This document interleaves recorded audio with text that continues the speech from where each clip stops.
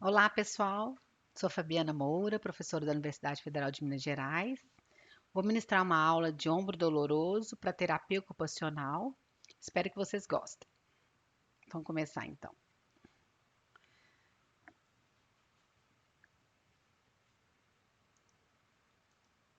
Então, qual que seria o conceito, né, de dor no ombro? É aquela dor que acontece na região do ombro e que pode se estender até o membro do mesmo lado.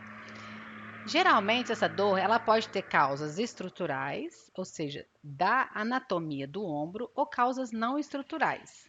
Dentro das causas estruturais, a gente conhece muito bem as causas que são os tendões, né? Inflamação ou ruptura, as articulações, que podem ser o desgaste da cartilagem ou inflamação da, da, da articulação secundária a uma doença reumática, por exemplo, as bursas ou mesmo os ossos. Fora das causas estruturais, nós temos os acometimentos da coluna cervical, as desordens neurológicas e as alterações vasculares, como outras causas de dor no ombro, as quais eu vou definir um pouco à frente, tá? Dentro das causas estruturais, a gente tem as tendinites, né? A tendinite muito conhecida de todos é a tendinite do mangueto rotator, nós vamos definir para vocês e falar um pouquinho mais especificamente. A tendinite do bíceps, é, e a calcificante. Além da tendinite, né, dos tendões acometidos, a cápsula também pode ser acometida. E a enfermidade que eu vou falar para vocês aqui um pouquinho é a capsulite adesiva. Nas articulações, então, tanto a articulação do húmero com a cavidade glenoide ou a articulação do acrome com a clavícula, nós temos a doença chamada osteoartrite, que é uma alteração degenerativa da cartilagem dessa articulação, que nós vamos definir para vocês também.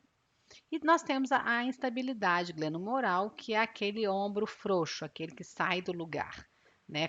Geralmente isso acontece em jovem ou idosos. Dentro das causas não estruturais, como eu falei para vocês, nós temos as patologias cervicais, as patologias vasculares, ou seja, nessa foto que vocês estão observando aqui, a gente tem o plexo braquial e os nervos aqui também saindo que vão inervar o membro superior. Aqui abaixo passam a artéria subclávia, aqui acima a carótida, de forma que se eu tenho cometimento desses vasos grandes ou pequenos, eu posso ter dor nessa região do ombro, tá? Causas neurológicas que podem ser tanto doenças que comprimem, né, linfonodos que comprimem o plexo braquial, traumas que podem romper, né, ou lesionar esses nervos periféricos, ou mesmo doenças no sistema nervoso central, que a gente fala dos famosos, né, acidentes vasculares cerebrais, que podem alterar a transmissão neurológica e pode fazer com que esse ombro fique mais fraco, com parestesia e que pode causar dor também. E a dor, nesses casos, né, de AVC, é uma dor mais de mobilidade, tá? A dor referida é uma dor interessante, importante da gente saber também. Por quê? Porque é uma dor que não é desencadeada no local do ombro, ela vem de outro lugar do organismo. Então, geralmente, vem estruturas que têm o mesmo segmento neurológico da estrutura lesada. Então, por exemplo, doenças dentro da caixa torácica, como tumores de pulmão, podem dar dor no ombro. Então, isso é importante que quando você vira um paciente com dor no ombro, você precisa de entender que pode ser tanto estrutural quanto não estrutural. Dentro das não estruturais, nós temos as patologias cervicais, as doenças vasculares, as doenças neurológicas e as dores referidas, ok? Para sabermos quais são as causas e entendermos qual deve ser a causa daquele paciente como tem dor no ombro, eu tenho que fazer o quê? Uma anamnese da dor. E existem várias perguntas que devem ser feitas e aqui eu vou definir para vocês. Primeira pergunta é a localização. Eu preciso saber se a dor do ombro é lateral, se ela é anterior ou se ela é posterior, ou se ela é no ombro inteiro, ou seja, o paciente não localiza bem a dor. Isso é importante. Se é dor noturna ou não, ou seja, se aquele paciente tem mais dor à noite, quando dorme em cima do ombro, geralmente ele pressiona o deltoide, que pressiona também o supra, geralmente é dor tendinosa, quando tem a dor noturna. Se ela iniciou aguda ou insidiosa, por quê? Aguda, ou seja, nós vamos tentar vincular o quê? Um trauma ou um esforço muito importante nesse paciente. E a dor insidiosa, nós vamos pensar em um processo crônico de início insidioso e que vai piorando ao longo do tempo. Se a dor irradia ou não irradia é super importante, porque a dor irradia, geralmente a dor inicia, ela irradia um pouco, mas se ela irradia para o membro todo ou mesmo para o pescoço, nós vamos pensar em determinadas doenças em relação às outras. Muito importante essa pergunta, se a dor ou se ela tem uma limitação do movimento. O movimento ativo é aquele que o indivíduo próprio faz sozinho, e o passivo é aquele movimento que o examinador, ou o médico, ou o terapeuta ocupacional faz com o paciente. Se ele tem limitação no ativo e não tem no passivo, ou vice-versa, isso é importante registrar na anamnese de vocês. Então, quando vocês forem fazer a anamnese do ombro, vocês escrevam à frente exatamente essas perguntas e as respostas, ok? Fraqueza muscular, às vezes é difícil evidenciar, porque pela dor ele não consegue movimentar. Então a gente fica sem saber se ele realmente está fraco o ombro ou geralmente é pela dor. Mas o que nos ajuda muito é testar a força, a gente tem que testar de qualquer forma para saber se é uma doença muscular, né? Ou uma doença neurológica que está fazendo uma atrofia local e está fazendo com que esse ombro fica com imobilidade, ou seja, ele não movimenta e a forma que a gente tem de reabilitar modifica, tá? Se tem fraqueza ou não muscular. Se o ombro está instável ou não, isso o indivíduo vai contar que o ombro sai do lugar ou não, e no exame físico você consegue também colocar a mãozinha na articulação e ver se ela sai do lugar. No exame físico, né, que você vai incluir a instabilidade e fazer os testes de impacto, eles são importantes porque eles vão definir se a doença é estrutural ou não. Ou seja, quando eu movimento o meu ombro, ou quando eu faço algum teste no meu ombro e esse ombro ele tem alteração, eu vou pensar que é da estrutura anatômica. Não vou pensar que é da coluna, não vou pensar que é do sistema nervoso central, nem um tumor dentro do pulmão, por exemplo. Esses testes todos estão no YouTube, nesse mesmo canal que vai ser postada essa aula, e vocês podem ver os testes e treinar para vocês fazerem com os pacientes também, tá? Tá lá para vocês também. Muito importante é saber se esse paciente associado à dor do ombro, ele tem alguma outra doença, ele está tendo febre, ele está tendo emagrecimento, ele está tendo adinamia. É importante registrar alguma conexão sistêmica. Porque se o paciente tem dor do ombro e febre, eu posso ter uma infecção no ombro. Se o paciente tem dor no ombro e está perdendo peso, ele pode o quê? Ter um câncer, por exemplo. Se ele tem dor no ombro e está tossindo demais, será que ele tem alguma coisa dentro do pulmão que está fazendo com que esse ombro doa? Então, essa pergunta, se tem algo mais acontecendo com o indivíduo naquele momento, é super importante. Eu sei que às vezes a terapia ocupacional, ela não, ela já chega com o diagnóstico pronto e diante do diagnóstico, ah, não, isso aqui é tendinite do supra. Ah, não, isso aqui é uma ruptura total. Ah, não, isso aqui é uma sequela de AVC. Já vem tudo muito pronto. Só que para chegarem no terapeuta ocupacional, esse paciente ele passa por médicos e médicos, fisioterapeutas, exames, então ele demora a chegar. E por vezes a causa da dor naquela hora não é a causa do diagnóstico lá atrás. Então peço a vocês que sempre que iniciarem o atendimento com o paciente com dor no ombro, ou fraqueza, ou imobilidade, ou seja, vocês vão reabilitá-lo, façam a anamnese e movimente esse ombro com a limitação que ele tiver naquele momento, tá? E se tiver dúvida, manda um relatório para o fisioterapeuta, manda um relatório para o médico, a ponto de te pontuar. Não, nesse momento, o que está acontecendo é isso e que nós precisamos é tal coisa. Sempre discutem com os outros profissionais de saúde, porque vocês nos ajudam demais. Vou falar um pouquinho agora das causas da dor no ombro, né? A primeira causa que eu vou contar para vocês é da cápsula, da capsulite adesiva, ou seja, uma alteração estrutural. Aqui vocês estão vendo uma cápsula. Essa cápsula ela pode o quê? Ficar doente. E quando ela fica doente, o que que ela faz? Ela bloqueia os movimentos do ombro, ou seja, o indivíduo não consegue fazer os movimentos do ombro. nem ativamente, nem sozinho, nem com o examinador, ou seja, o médico, o terapeuta vai tentar movimentar o ombro dele e ele não vai conseguir, tá? Ele está congelado. E isso, para a gente definir que um ombro está congelado, ele tem que ter limitação tanto anteriormente, tanto nas rotações internas e externas. Se isso acontecer, ou seja, limitação de movimento ativo e passivo, em todos esses movimentos aí de elevação e rotações, você pode definir ou pensar que ele tem uma capsulite adesiva. E por que essa capsulite acontece então? Exatamente, a fisiopatologia não é bem conhecida, mas existe uma teoria que existe uma distrofia simpática reflexo. O que seria isso? Uma distrofia simpática reflexo é um reflexo neurológico, neuropático, que faz com que a cápsula fique rígida. E na hora que ela fique rígida, ela vai impedir os movimentos do ombro desse paciente, tá? Geralmente isso acontece quando? Por que dá esse reflexo, né, anárquico assim? O ombro geralmente ele fica, o paciente já tem uma dor no ombro, ou seja, isso não começa sem o indivíduo ter a dor no ombro por outra etiologia, tá? Não precisa de ser de cápsula, não. Ele tem dor no ombro, aí ele fica o quê? Sem usar o ombro.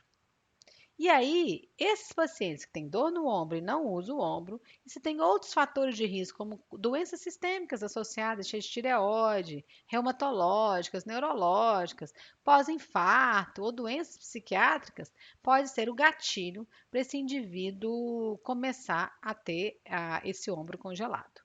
Existem relatos que o perfil constitucional do indivíduo e emocional podem ajudar também, mas isso é uma teoria que tenta explicar por que existe essa analgesia, tá bom? Nós vamos passar agora por uma outra doença, uma outra causa estrutural de dor no ombro, que é a síndrome do impacto, que é muito mais frequente que a capsulite que eu defini para vocês anteriormente.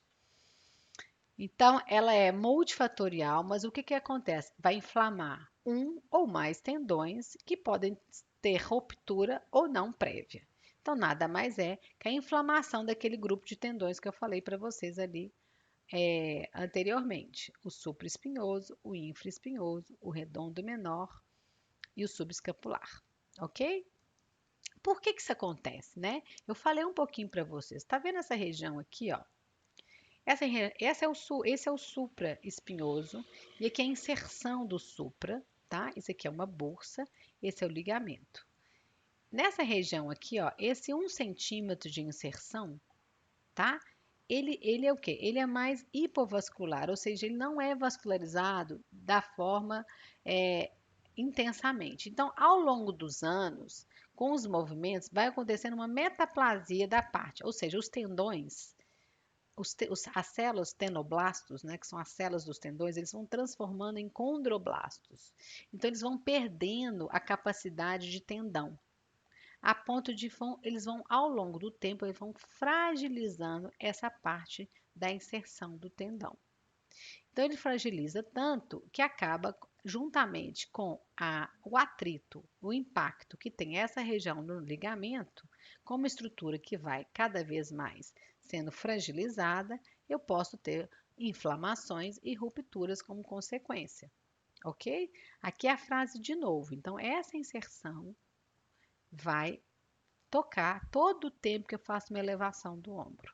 E aqui, se eu tenho um jogador de vôlei, por exemplo, ou um jogador de beisebol, eu vou fazer com que, ou um tenista, né, que usa muito o ombro, eu vou fazer com isso faça repetitivamente e geralmente essas pessoas têm essas lesões mais precocemente do que os indivíduos normais, que não são profissionais do esporte, né? Então, como é que eu vou fazer o diagnóstico? Por como que eu vou pensar que aquele paciente tem síndrome do impacto? Eu vou ter dor, a dor vai se localizar mais no músculo deltoide, nessa região lateral. Lembra que eu falei que a dor noturna, ou seja, eu deito em cima do deltoide, que vai comprimir praticamente o lugar da inserção do tendão. Eu tenho redução da movimentação ativa. A passiva, o indivíduo tem dor, mas ele consegue fazer um movimento diferente da capsulite. E os testes de impacto são positivos, que os testes são aqueles testes que estão lá ok? Como que eu trato, então, a síndrome do manguito? Primeiro, fazer o diagnóstico de qual tendão e como ele está. Depois, eu posso usar desde analgésicos, né, anti-inflamatórios, eu posso usar gelo, eu posso imobilizar, eu posso desinfiltrar. Isso aqui também é a conduta completamente ortopédica e vai depender de qual tendão, de qual caso que vai fazer determinada conduta. Importante falar que aqui, ó, todo tempo a reabilitação do ombro é fortalecimento da musculatura. Para o quê? Para eu não estirar demais o ombro e diminuir o número de repetições. Por vezes eu vou precisar de fazer o quê? Uma cirurgia, né? Dependendo da idade do indivíduo, de qual tendão está rompido e quanto de ruptura ele tem, eu vou ter que fazer um procedimento cirúrgico.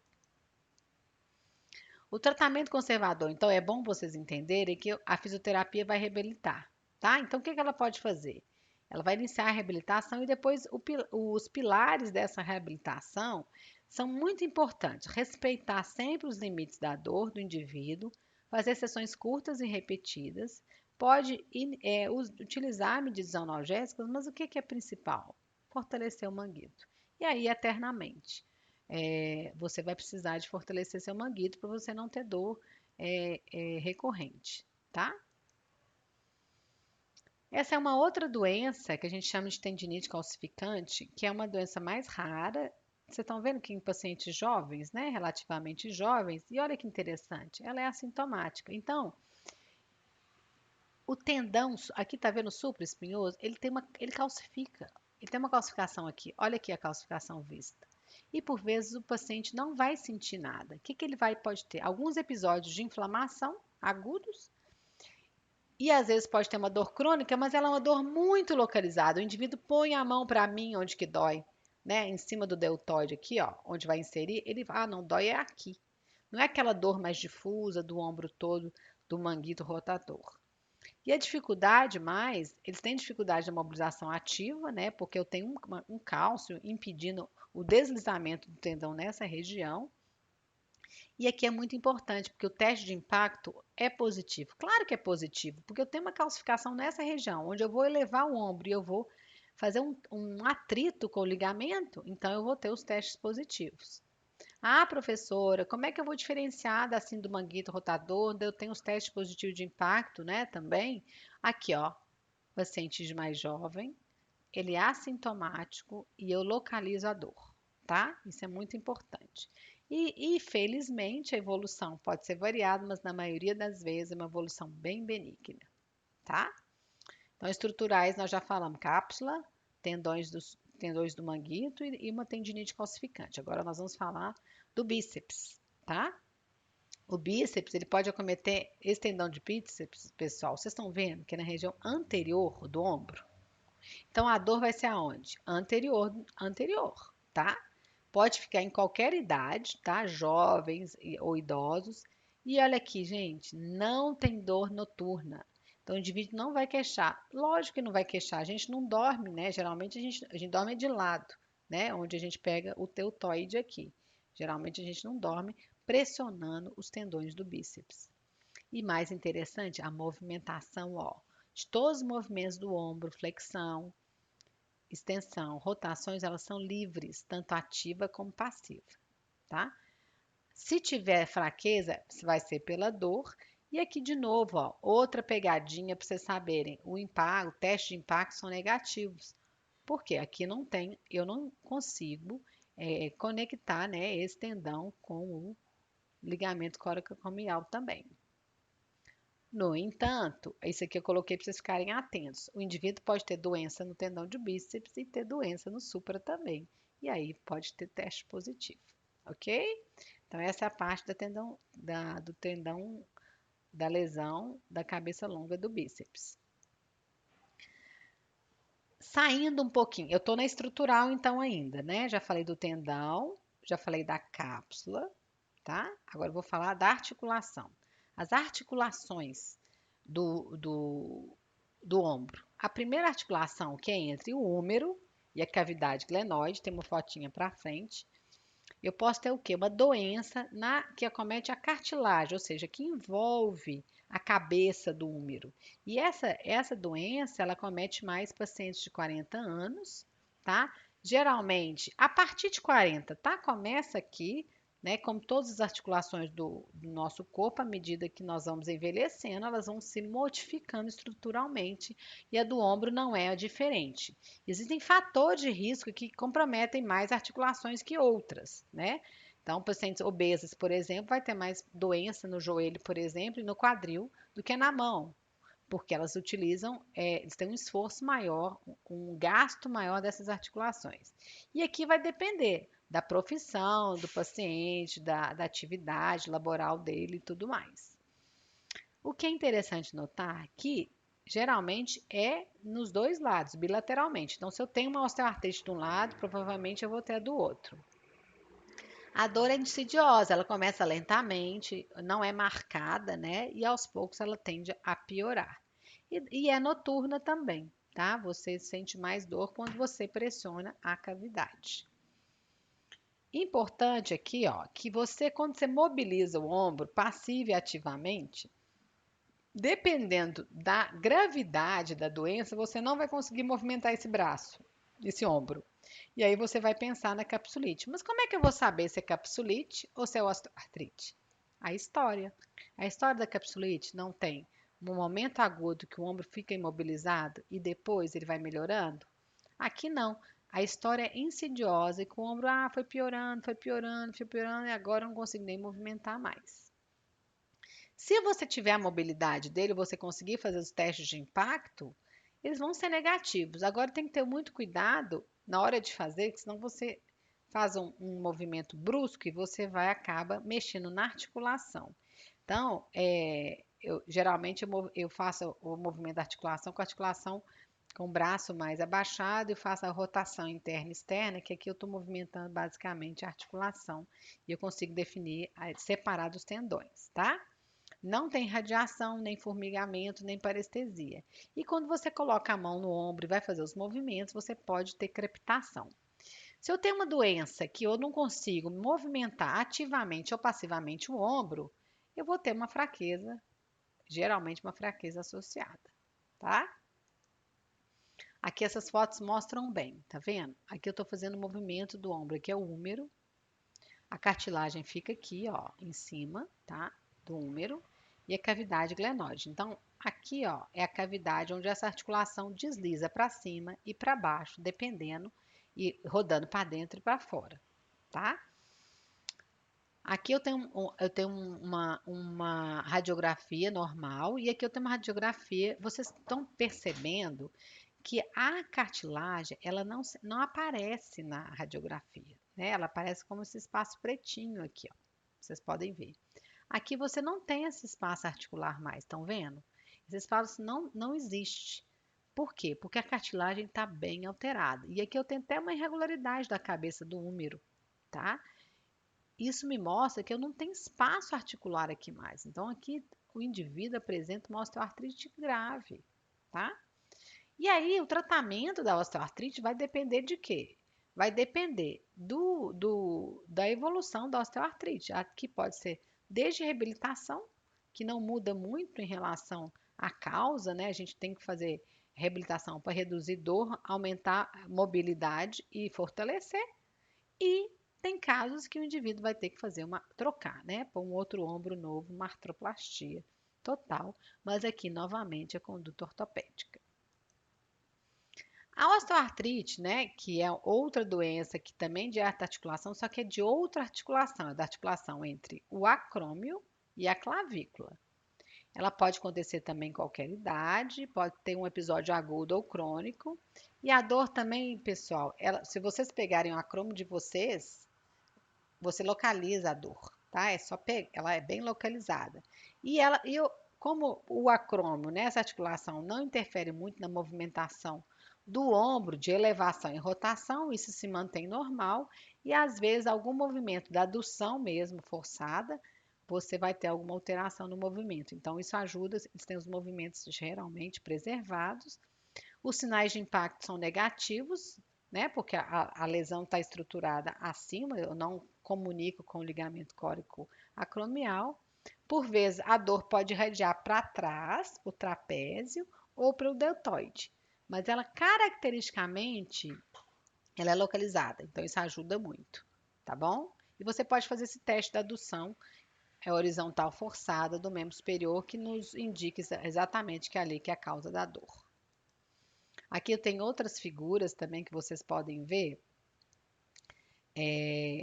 Tá vendo a clavícula e o acrômio aqui, ó? É essa articulação aqui, ó, que está alterada, que possa dar dor aqui bem localizada, tá? Então isso não é muito comum. Você não tem modificação, tá vendo? Na cabeça do úmero, nem na cavidade glenoide. Então os movimentos do úmero do braço estão preservados. E o tratamento geralmente é conservador da mesma forma que eu falei, por vezes cirúrgico em casos excepcionais. Saindo das causas estruturais, então, tem tendão, cápsula, articulação.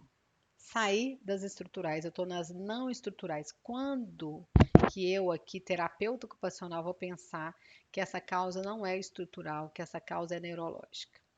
Então, são algumas pistas desse slide para vocês.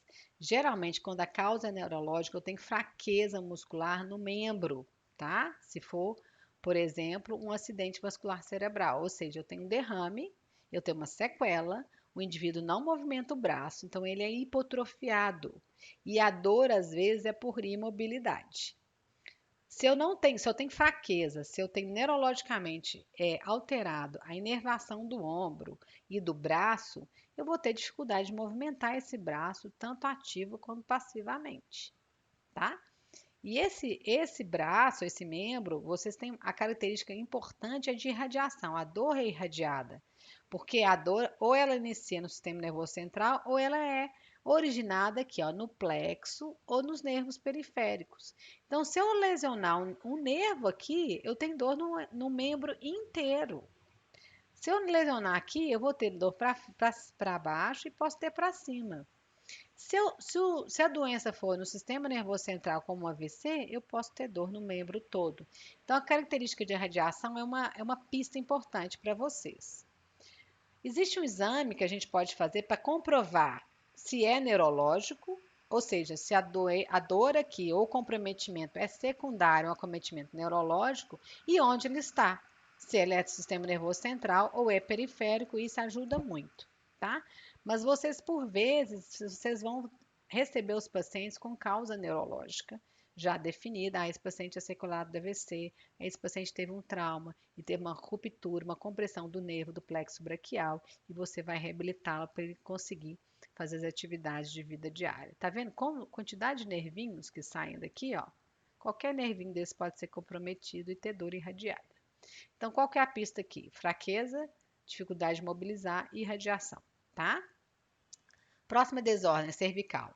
Isso é muito importante porque muitos pacientes têm problemas cervicais e queixam de dor no ombro, tá? Geralmente acima de 40 anos, porque as principais causas de doenças cervicais é a osteoartrite de ombro, que vai começar aos 40. Insidioso, tá? E aqui a pista, gente, a dor é supraescapular. Tá? A dor é nessa região aqui, ó. Começa aqui e irradia para o ombro, aqui, ó. Não é a dor do deltoide, não é a dor que eu durmo em cima à noite, tá? Só que a dor pode doer muito à noite, porque nós flexionamos e rodamos o pescoço noturnamente. Então, por vezes, eu vou comprimir mais intensamente aquela região que é a causa da dor, então pode doer à noite. Mas olha aqui a pista maravilhosa. A movimentação do ombro é normal. Então, quando eu tenho uma dor no ombro, que a movimentação do ombro é normal, ou é bíceps, tá? Ou é neurológico ou cervical. E aqui, de novo, a radiação e a parestesia, e a dor começa no pescoço, pode começar no pescoço, pode começar subescapular, e ele vai ter uma queixa cervical. Ou seja, quando eu examinar o pescoço desse paciente, quando fizer os movimentos de flexão, distensão, rotação, inclinação e até os testes, eu vou ter dor. E aí eu vou, se ele tem dor no pescoço, a dor é supraescapular, ela é insidiosa, e eu tenho formigamento, eu vou pensar que a causa pode ser são esses formatos todos aí. Eu falei as principais etiologias do ombro. Existem no YouTube, eu já te falei para vocês, tem os testes. O- Vai ter uma outra aula que a professora vai poder passar para vocês, que são casos clínicos, onde você vai, de acordo com a semiologia, definir se é cervical, causa cervical, se é causa vascular, se é causa articular ou estrutural, para ajudar vocês no raciocínio da anamnese dos alunos, né, que estão começando a estudar o aparelho locomotor, para ajudar muito na terapia ocupacional quando vocês iniciarem o atendimento dos seus pacientes. Um abraço para vocês e até a próxima.